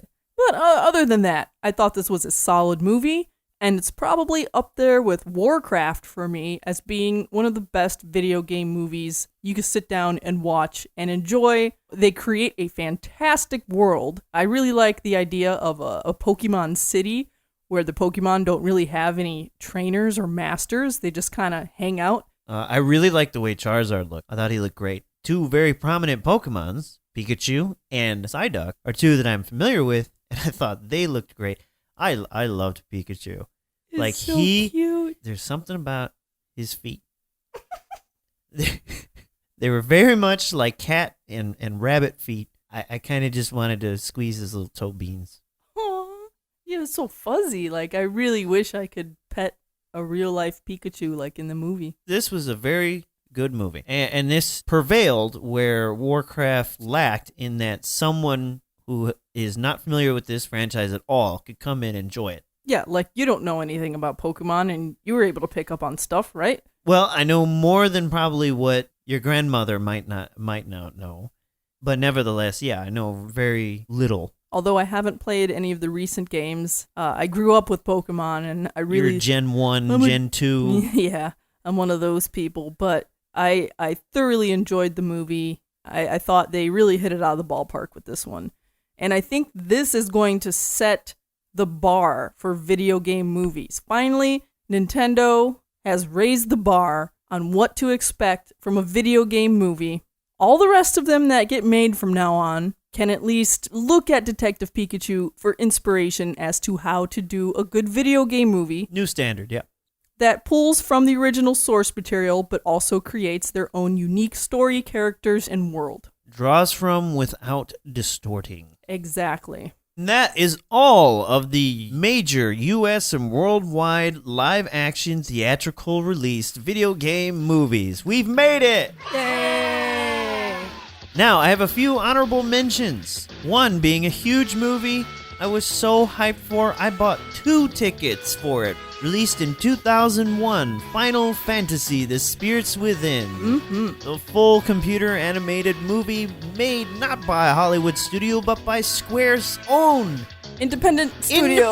customly made Squaresoft Honolulu, just for this movie and the future prospect of making Squaresoft-based animated movies. At the time, the CG was top-notch, breathtaking, and I still think it holds up today. I watched it a few years back and I was very pleasantly surprised with how well it looked. But the big problem, the big criticism of Final Fantasy Spirits Within is that it wasn't based on a Final Fantasy game.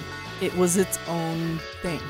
And some people love it, some people hated it like that.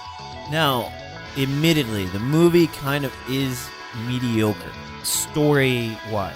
I think it's acted pretty well, and overall, I like the main idea of the story. But yes, I could see where it's a little kind of bleh, especially for mainstream audiences. I saw it in the theaters when it came out.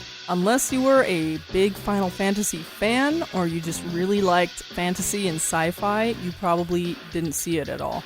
I liked the movie. It needed a little more action. It bombed, almost sank Squaresoft as a company. Yeah. They never made a main movie like that again. Another honorable mention goes to Final Fantasy Advent Children. Advent Children. See, now here they did it right. It came out in 2005. So now CGI is a little easier to develop and come by. It continued the Final Fantasy VII storyline, and this is totally inaccessible for anyone who has not played the game. Unless you're like a major anime fan, you're already used to like this style. And if you saw it, you might be like, oh, now I want to learn more about Final Fantasy. But otherwise, this is not for anyone. There's definitely a very large barrier of entry, but it was made for Final Fantasy VII fans, and I think they did a good job at continuing the story. I really like this movie. I even own the collector's box set of it. Now, personally, I actually think the villain brothers it's a little silly, honestly. It's kind of over-the-top anime style, but Definitely. I liked it. I like it too.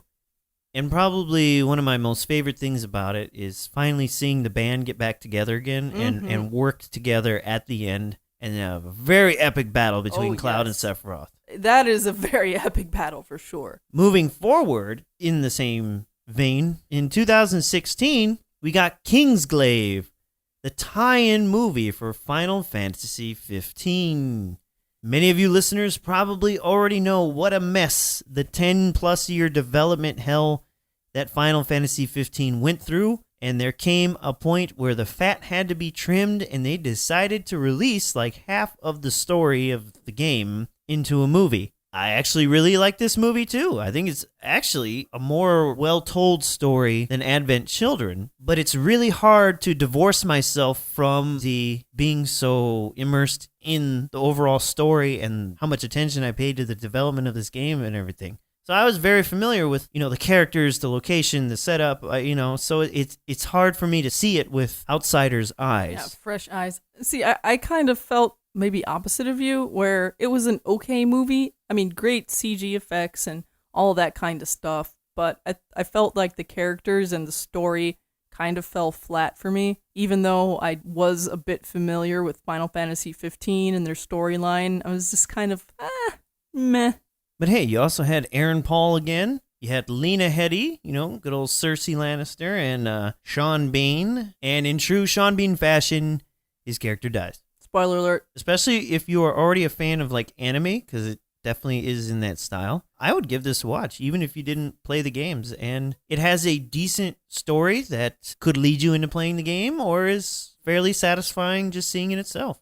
Yeah, I will give them credit for having a lower barrier of entry, where if you didn't know anything about Final Fantasy 15 and you just watched this movie alone, you could enjoy it. Unlike Advent Children, where you'd probably be really lost and confused if you didn't play Final Fantasy VII. The main villain in the game is kind of a minor star in this movie because he's kind of in the background in the beginning. His name is Arden, and fun fact, the guy who voices him in the movie and the game is the voice for Reinhardt in Overwatch. Another contender that a lot of people really loved was the Ace Attorney movie, a live-action movie based on the Phoenix Wright Ace Attorney video game series that was released in Japan. I have to admit, I'm a big fan of the Ace Attorney series, but I sadly have never seen the movie. I'm kind of kicking myself for never seeing it. What I have seen of it, I feel like they should have committed to the bit and made it full-on, like, over-exaggerated anime in real life. And they kind of went in this weird middling route where they have some over-the-top gags. Yeah, you got characters where they did, like, the hair and the costumes very close to the games. It probably could have benefited more from being a little more over-the-top and comical. Yeah, we have a tweet from Ronak PW. Says the live-action Ace Attorney movie is one of my favorites. It just works. In fact, I'd say it's one of the best video game movies of all time. Another tweet from Jero at Games Aren't Art. Ace Attorney is the best video game movie of all time, and it doesn't get enough credit. So if you're a fan of the Ace Attorney games, or just mystery and courtroom dramas, if you like people yelling objection, I think you should check it out. Now, for dishonorable mention, there is the direct-to-video King of Fighters movie, and I like this franchise too much to tarnish it with watching this film. And if you want proof of that, go to youtube.com/bitwarveterans to see our YouTube page, and I have slowly but surely been playing through and reviewing all 40 games on our Neo Geo Mini. Including all of the King of Fighters from the very beginning up to 2003 or something like that. G to the next level says the worst, however, goes to the King of Fighters. Acting was awful, script was awful, everything was awful. At Trackdown says, yikes, you watched King of Fighters? I read the synopsis and noped out immediately. To which GTO the next level replied, I was pretty much forced into it. It was not a pleasant night. Heh. Even though we covered live-action Hollywood movies, there are a ton of live-action movies and animes and animated films from Japan that are about video games. Actually, way too many to list here. I've seen a number of them, and it seems like they kind of respect the source material more, and they do a better job, although I haven't seen them all. For instance, Jonathan Chapman, Urza's Rage, says his favorite video game movie is Sin, an anime based on the PC game. Actually, one of my favorite video game movies is the Animal Crossing movie. It's really cute and a little bit sad. Oh. Of course, there's tons and tons of Pokemon movies. Just a Collector tweets that their favorite movie is Pokemon 3, Spell of the Unknown. It's akin to a lot of movies I grew up with, capturing the magic of stuff like The Never-Ending Story and Labyrinth. There's also Street Fighter and Tekken animated movies. Those are far better than their live-action counterparts in terms of staying true to the source material, and many others that we just don't have the time to name. However, we also spurned a little bit of discussion between some of you out there, and we're going to share those thoughts.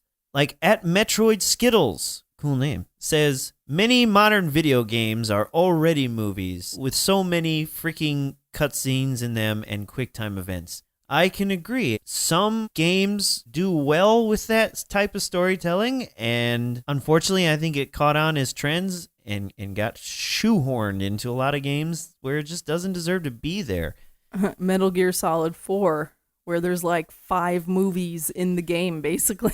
Yeah, it went a little off the deep end, and then it reined back, I think, a little too much in Metal Gear 5, but hey, whatever.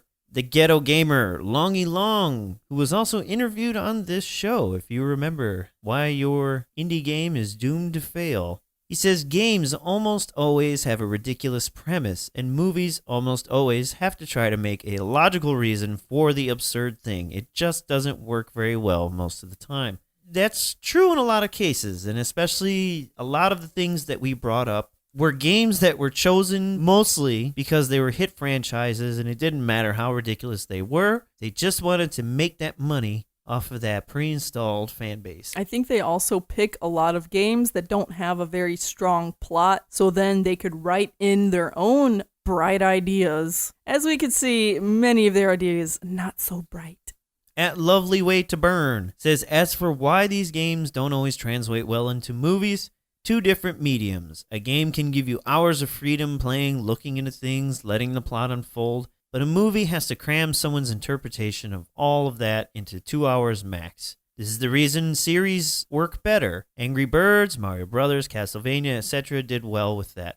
And I'm wondering how The Witcher will fare. Well, I do not have high hopes for The Witcher. We just saw something today, some leaked photographs from the set of The Witcher that made me go, ew. Yeah. It was some costumes that some of the people were wearing. Their faces were blotted out, so you couldn't tell who was wearing these costumes. But the quality of costume was like Halloween store bargain bin. These costumes looked terrible. Granted, they're probably going to edit some stuff in post and maybe CG some stuff, yada yada. But just these photographs made these costumes look laughable. Whatever.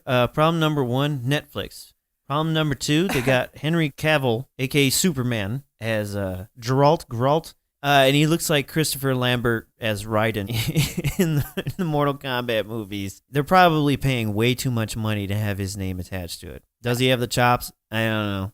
I think the Netflix is trying to come up with like a Game of Thrones-esque kind of series, and they think they could strike gold with Witcher, but I'm just not sure. No, I'm counting on a fail. And if it's not, well, cool. It'll be something fun to watch. I mean, I'll try it out, but yeah, whatever. We have a tweet by Summoner Elise. I feel video game movies only really translate badly because often the movie scripts and directors try to follow the game's individual stories too closely, and often it doesn't work on the big screen. Now, of everything we listed, can you tell me which ones actually tried to follow the original stories closely? Warcraft, maybe? Warcraft. Actually, Assassin's Creed tried way too hard to follow its original story. Mortal Kombat and Street Fighter? Street Fighter definitely did not try to follow its original story. Well, Mortal Kombat did. Yes, but I thought that worked very well. Yeah, I think more often than not, they go off the rails with their own stories. None of the Uwe Boll movies. No. Aside from maybe Postal, but... So, I'm going to have to disagree, Summoner A-List. I think many of these movies didn't try at all whatsoever to follow the original story. Yeah, they did not trust the fungus. No, they didn't trust the fungus. We have a tweet from HighSpot437. I think it's tough in general to translate games into movies. Games are engaging on a different, interactive level, and there tends to be too much content for a single movie to do it justice. Also, since movies based on games generally don't make a lot of money, they don't always get the best people making them. Or the final product tends to be controlled by producers who might not care as much about the game and only want to appeal to as many people as possible. Yeah, I agree with most of that. And it's just like Lovely Way to Burn said, these are two different storytelling mediums, so it is kind of difficult to bridge the gap. But it can be done. It should be able to be done. If we can make books and comic books into competent films, I know it can be done with video games. But I do tend to agree that episodic content is probably one of the best ways to go. And I definitely agree with the producer's comment. I think they're trying to get as many people in those movie theater seats as possible. Yes, but that is not a problem that plagues only video game movies. True. That's a problem that plagues virtually every movie you've ever seen. And we have our final tweet by JS24740928837. You have a lot of numbers in your name, sir. Russian bot.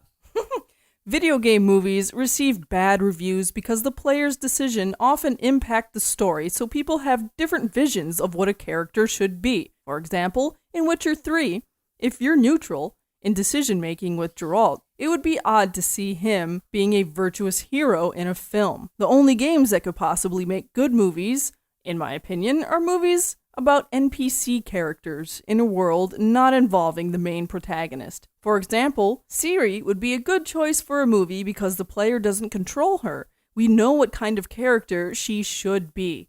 It would be up to the director to keep to the setting of that world as close to the character as possible. And I believe that's much easier when you make a story about a character in a game versus the actual main protagonist whom the game movies are mostly about. Now, I kind of see what you're saying. Witcher may not have been the best example because, remember, it is a book series. Now, I'm pretty sure they're not choose-your-own-adventure books, so there probably is a through line of what Geralt is going to be based on.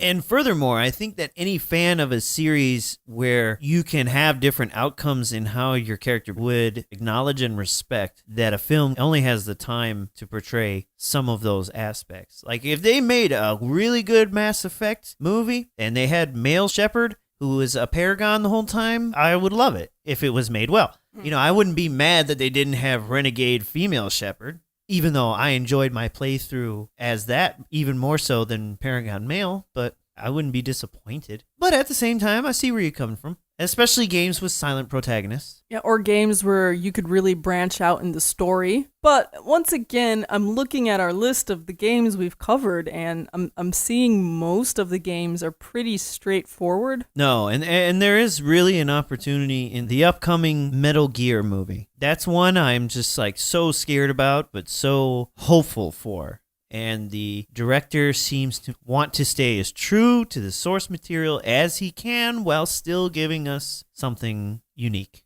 And it would be hard for me to imagine that Kojima would be completely separated from this. Like, I imagine Kojima would just come into their production office unannounced every couple of weeks and be like, show me what you got. No, this has got to change. Because I know he's a very particular game director. Kong Skull Island was pretty good. And I think that he's already said in interviews that he has talked to Kojima. But remember, Kojima does not legally own or have any power over the Metal Gear franchise. So what you're saying is Konami might have a final say in what gets made. Depends. Konami seems to not care about anything anymore. Other than their pachinkos. Probably all they care about is how much money we're going to get out of the license deal. So Kojima being involved would be like George Lucas walking into Disney trying to tell them how to make Star Wars movies. And we all know how that ended up. But like I said, video game movies have come a long way, and in 20 plus years, it seems like they've just barely been able to move forward. From the cheesy and enduring Mario Brothers, Street Fighter, Mortal Kombat films, to now, where we see like Pikachu and Warcraft coming out. There was quite a lot of shovelware in the middle there. Hopefully, the industry has learned their lessons, and from this point out, we will have better video game movies, and when people say game movies, you don't get a bad taste in your mouth. And if you would like to interact with us, you can always tweet at us or join in on the question of the episode discussions by following us at BitWarVets or Meow Ching. We've also been putting out some funny YouTube content. Have a check at our channel. It's www.youtube.com/BitWarVeterans. Give us a subscribe. Where you could find full broadcasts of this podcast that you could pass on to friends if they don't like to use podcast players and don't mind putting on YouTube video in the background. We also have been working through some reviews and reviews of strange things we found out here in Korea, like a StarCraft Monopoly rip-off board game or a Korean Crystal original Xbox. We have a few things from Japan, like what's inside the Square Enix Artnia store, and what about the container SNK Neo Geo store, and also a brand new commercial for the Virtual Boy Mini. You must see that. As well as some short comedy skits making fun of the current trends in video gaming, and some of our favorite work, cringe cuts, also of current trends in video gaming, the Video Game Awards. E3 is coming up. And we will definitely be tackling E3. And if you've made it this far, that means you and we are Bit War